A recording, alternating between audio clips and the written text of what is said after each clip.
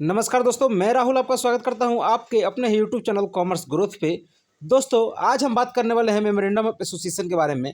जैसे कि आपको पता होगा कि हमने लास्ट क्लास में आपको बताया था कुछ इंपॉर्टेंट टॉपिक के बारे में। उस टॉपिक को हमने कंप्लीट कर लिया था और आज हम बात करने वाले हैं मेमोरेंडम ऑफ एसोसिएशन के बारे में और आर्टिकल ऑफ एसोसिएशन के बारे में कि मेमोरेंडम ऑफ एसोसिएशन क्या होता है, आर्टिकल ऑफ एसोसिएशन क्या होता है। सबसे पहले एक सिंपल से लैंग्वेज में हम लोग इसे समझते हैं। लेकिन दोस्तों, एक रिक्वेस्ट है आपसे कि वीडियो शुरू करने से पहले आपको बता दें कि अगर अंत में वीडियो अच्छा लगे तो लाइक जरूर करना, सब्सक्राइब करना, दोस्तों के साथ शेयर करना। चलिए दोस्तों, वीडियो को शुरू करते हैं। मेमोरेंडम ऑफ एसोसिएशन क्या होता है और आर्टिकल ऑफ एसोसिएशन क्या होता है, इन दोनों टर्म को हम लोग अच्छे से समझ लेते हैं। सबसे पहले बात करते हैं मेमोरेंडम ऑफ एसोसिएशन। दोस्तों, अगर कोई इंसान अपने कंपनी को इनकॉर्पोरेट करने जाता है तो उसे दो डॉक्यूमेंट लगते हैं। कौन कौन से डॉक्यूमेंट लगते हैं? दो डॉक्यूमेंट लगते हैं। फर्स्ट डॉक्यूमेंट का नाम होता है मेमोरेंडम ऑफ एसोसिएशन, यानी यह एक प्राइमरी डॉक्यूमेंट है। मेमोरेंडम ऑफ एसोसिएशन एक प्राइमरी डॉक्यूमेंट है। किसके लिए डॉक्यूमेंट है? एक कंपनी को इनकॉर्पोरेट करने के लिए एक प्राइमरी डॉक्यूमेंट है। अगर कोई इंसान कोई प्राइवेट कंपनी या फिर पब्लिक कंपनी इनकॉर्पोरेट करने जा रहा है तो उसको एक मेमोरेंडम ऑफ एसोसिएशन प्रिपेयर करना होता है। इसे ले जाकर रजिस्ट्रार के पास सबमिट करना होता है, जिसको आरओसी हम लोग बोलते हैं। और इस डॉक्यूमेंट को वो रजिस्टर कर लेता है ROC, and then company incorporate हो जाती है। इसके बाद सेकंड जो डॉक्यूमेंट होता है उसको बोलते हैं article of association.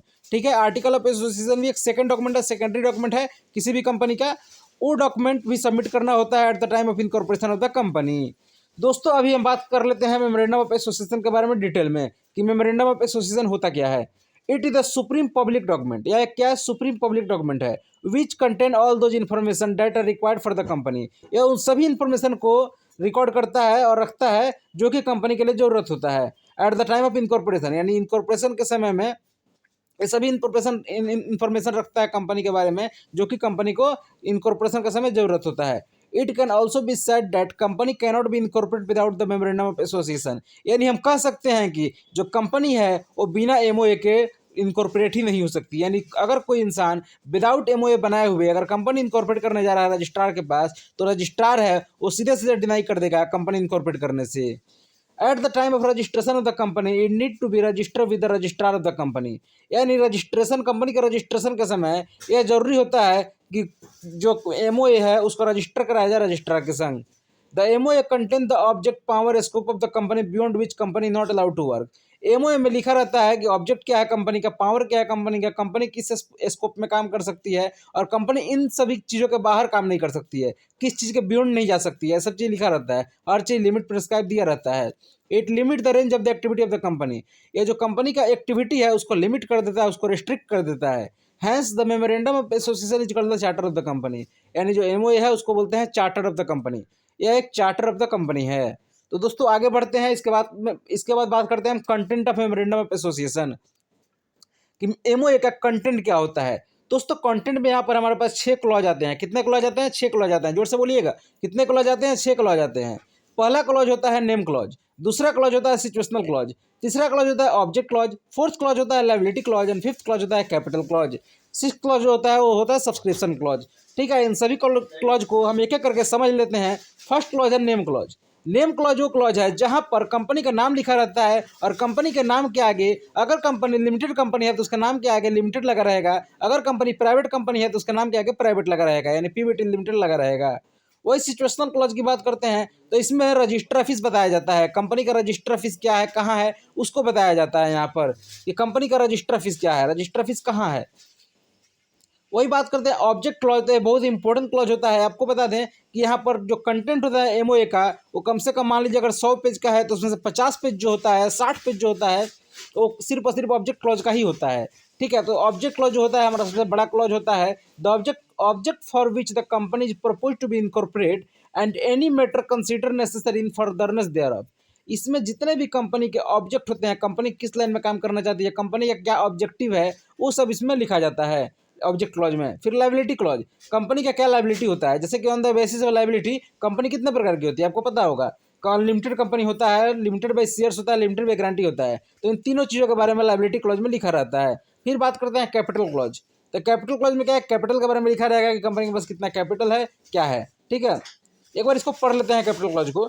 The amount of share capital with which the company to be registered, वो अमाउंट ऑफ शेयर कैपिटल जिसके थ्रू कंपनी क्या होगा, रजिस्टर होगा। क्या होगा? कंपनी रजिस्टर होगा उसके through. and the division thereof share of the fixed amount and number of shares which the subscriber to the memorandum agree to subscribe is shall not be less than 1 shares। जो subscriber to the memorandum होगा वो at least 1 share रखेगा और उसके बारे में बताया जाएगा कि उसने कितना कैपिटल कंट्रीब्यूशन किया है। The number of shares is subscriber to the memorandum intend to take indicate opposite his name. In case of the one person company, the name of the person who in the event of death of the subscriber shall become the member of the company। One person company के case में जो name है person का who is in the event of death of the subscriber shell become the member of the company, वो क्या बन जाएगा, company का मेंबर बन जाएगा। सब्सक्रिप्शन क्लॉज क्या होता है?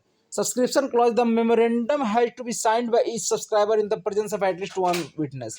यहाँ पर क्या होता है, मेमोरेंडम में साइन किया जाता है किसके द्वारा, हर सब्सक्राइबर के द्वारा, किसके प्रेजेंस में, एक विटनेस के प्रेजेंस में, एटलीस्ट वन विटनेस होना चाहिए। Each subscriber must return number of shares he shall take, at least 1 share should taken by the each subscriber. यानी हर सब्सक्राइबर के द्वारा कम से कम 1 शेयर लिया होना चाहिए और हर शेयर जो होगा लेगा वो रिटर्न में वहाँ पे रहेगा। दोस्तों आपको एमओए समझ में आ गया होगा। अब बात करते हैं आर्टिकल ऑफ एसोसिएशन के बारे में, एओए के बारे में। As per section 2 clause 5, article means the article of association of the company as originally framed and altered from time to time in pursuance of any previous company law or the act। क्या मतलब हुआ इसका? Article means the article of association of the company as originally framed, जो originally framed हुआ है, and alter from time to time, इसको time to time change भी किया जा सकता है, in pursuance of any previous company law और द एक्ट। ठीक है, प्रीवियस जो कंपनी लॉ है उसके परसुएंस में इसको समय समय से चेंज भी किया जा सकता है। और यही सेम कहानी अप्लाई होता है, यही सेम चीज़ अप्लाई होता है एमओए में भी, वहाँ पर भी इसको अल्टर किया जा सकता है टाइम टू टाइम। ठीक है, it is the secondary document. आपको हमने पहले ही बोला था कि एक सेकेंडरी डॉक्यूमेंट है which prescribe the rule and bylaw. ये क्या प्रिस्क्राइब करता है, कंपनी का रूल प्रिस्क्राइब करता है, बाय लॉ प्रिस्क्राइब करता है for the general management of the company and for the attainment of its object as given in the memorandum of association of the company. ठीक है, तो दोस्तों इसमें अगर आपको पता होगा बाईबैक के बारे में, स्वीट इक्विटी शेयर के बारे में, इन सब का जितना रूल होता है, बाईबैक हो गया, स्वीट इक्विटी शेयर हो गया, ईसप हो गया, इन सब का जितना रूल रेगुलेशन होता है वो सब आपका आर्टिकल ऑफ एसोसिएशन में लिखा रहता है। तो इसका कंटेंट की बात करते हैं तो इसका कंटेंट एक्सक्लूसिव नहीं है, एग्जॉस्टिव नहीं है। यहाँ पर इसका जो कंटेंट है वो यहाँ पर इंक्लूसिव है, एग्जॉस्टिव नहीं है।